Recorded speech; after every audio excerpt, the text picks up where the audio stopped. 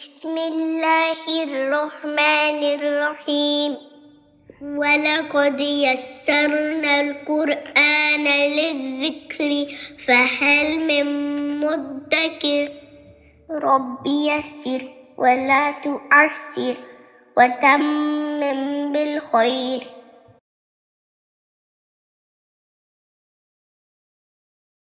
حرکات 3 ہیں، فتحہ، کسرہ اور ضمہ۔ تو اب حرکات کی اپنی کوئی آواز نہیں ہوتی، بلکہ یہ حروف کو حرکت دیتے ہیں۔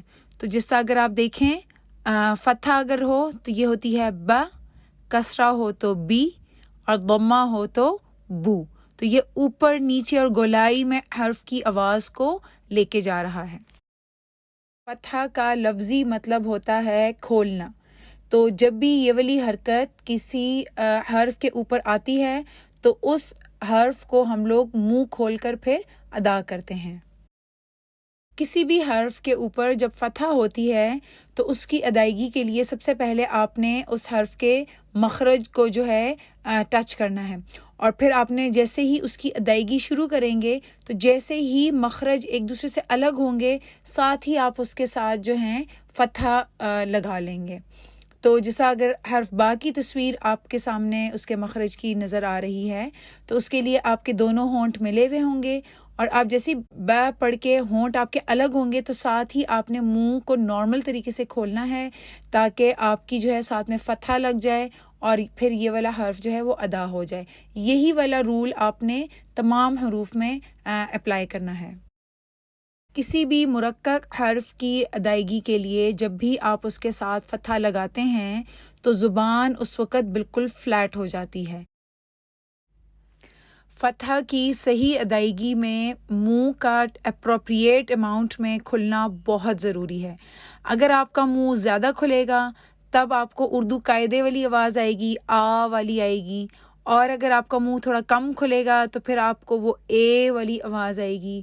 تو یہ بہت ضروری ہے کہ آپ کا منہ جو ہے وہ بالکل صحیح مقدار میں کھلے جتنا آپ نے مخارج میں سیکھا تھا، تاکہ آپ کی جو ہے فتحہ جو ہے وہ ٹھیک سے ادا ہو حروف کی۔ یہ جملہ میں نے ایک تجوید کی ٹیچر سے سنا تھا اور یہ مجھے بہت اچھا لگا، کیونکہ واقعی آپ نے حرکات کو بہت ڈر کر پڑھنا ہے، خاص طور پر اور ہم بڑے بدنام ہیں اس حوالے سے۔ جو عرب ٹیچرز ہیں وہ باقاعدہ بتاتے ہیں کہ جو پاکستانی اسٹوڈنٹس ہیں وہ حرکات کو بہت لمبا کر کر کے پڑھ رہے ہوتے ہیں۔ تو آپ نے کیا کرنا ہے کہ آپ نے حرکات کو حقیقتاً بہت ڈر کر پڑھنا ہے۔ تو ایک کاؤنٹ سے کیا مراد ہے؟ ایک کاؤنٹ سے یا ایک حرکت سے یہ مراد ہے کہ اتنی دیر میں آپ کی ایک انگلی شہادت کی لے لیں، یا وہ کھلے گی یا وہی ایک انگلی بند ہوگی۔ تو اتنی دیر میں آپ کی ایک حرکت کی اتنی لینتھ ہونی چاہیے۔ اکثر بگنرز جب اپنی حرکات کو کنٹرول کر کے پڑھتے ہیں کہ وہ اسٹرکٹلی ایک ہی کاؤنٹ رہیں، تو پھر اس کوشش میں ان کا کیا ہوتا ہے کہ حروف کے آخر میں جو ہے وہاں پہ کوئی جھٹکا یا ہوا یا کچھ اس طرح کی ہا کی آواز آ جاتی ہے، مثلاً ب یا ب۔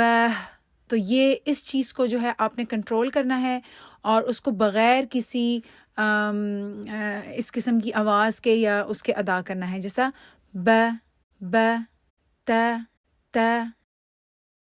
جس طرح سے آپ نے عربی الفابیٹس کو سیکھتے ہوئے اس بات کا خاص خیال رکھا تھا کہ آپ نے ان کو مفخم بالکل بھی ہونٹوں کو گول کر کے نہیں کرنا، تو اسی طرح سے حرکات کو ادا کرتے ہوئے بھی آپ نے اس بات کا خاص خیال رکھنا ہے کہ آپ نے ہونٹوں کو گول کرتے ہوئے ان کو جو ہے مفخم نہیں بنانا۔ حرف را کے بارے میں آپ کو بتایا گیا تھا کہ یہ کبھی مفخم ہوتا ہے اور کبھی مرقق۔ تو اس میں کیا ہوتا ہے کہ جب بھی را کے اوپر فتحہ ہوتی ہے تو تب را مفخم ہوتی ہے، اور اگر اس میں آپ دیکھیں تو زبان کو دیکھیں، یہاں پر جو رائٹ سائڈ پہ آپ کو نظر آ رہا ہے تو یہ مفخم را ہے، اور یہاں پہ آپ دیکھیں تو زبان اسی طرح سے پیچھے سے اٹھتی ہے، زبان کے بیچ میں ڈپ آتی ہے، اور پھر آپ را کو مفخم انداز میں ادا کرتے ہیں۔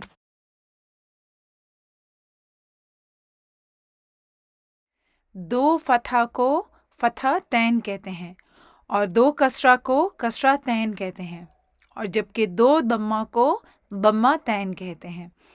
تو اب یہ 2 کیوں ہیں؟ 2 اس لیے ہیں کہ جو دوسری والی حرکت ہے وہ موجود ہوتی ہے نون سکون کو ہمیں دکھانے کے لیے۔ تو لکھنے کی تو یہ صورت ہے، لیکن پڑھنے کی یہ صورت ہے۔ اگر آپ دیکھیں با فتحتین بن، اور دیکھیں با فتح نون سکون بن، تو اگر آپ دیکھیں تو یہ دونوں بالکل سننے میں ایک ہی جیسے لگ رہے ہیں۔ تو اگر آپ ایک حرکت ہٹا دیں گے تو وہ صرف فتحہ رہ جائے گی، لیکن اگر 2 ڈالیں گے تو پھر وہ فتحتین ہوتی ہے جو کہ نون سکون کو شو کرتی ہے۔ تو تنوین کو بھی ادا کرتے ہوئے آپ نے زبان کو فلیٹ رکھنے کا بہت خیال رکھنا ہے۔ تو اگر آپ یہ 3 حروف دیکھیں تو ان کو کیسے ادا کریں گے؟ بن، کن، شن۔ ان کو آپ نے جو ہے بن کن نہیں پڑھنا، یا بین کین، اس طرح کر کے آپ نے ادا نہیں کرنا۔ کسی بھی حرف پہ جب تنوین ہوتی ہے تو اس وقت آپ نے اس میں جو غنہ آتا ہے، جو اینڈ میں نون کی آواز آتی ہے، اس کو آپ نے زیادہ لمبا نہیں کرنا، اس کو ایکسٹرا غنہ کہتے ہیں۔ جس طرح با فتحتین بن، یہ اس طرح لمبا نہیں اس کو پڑھنا، بن بن بن بن، بس اس کو نارمل مقدار میں پڑھنا ہے۔ قرآن میں فتحتین ان 2 طریقوں سے لکھی جاتی ہے۔ اگلے آنے والے لیسنز میں انشاءاللہ آپ کو اس کے بارے میں بھی سکھائیں گے۔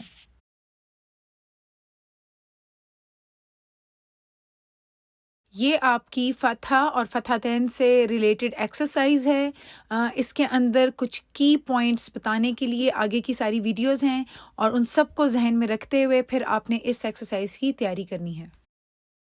یہ ایک بہت ہی کامن مسٹیک ہے، خاص طور پر جب بھی ایک مرکک حرف کے اوپر فتح ہو اور اس کے بعد یا تو عین آئے یا پھر ہیوی لیٹر آئے، تو اس کو اسٹوڈنٹس بالکل جو ہے وہ بڑیے کے ساتھ پڑھتے ہیں۔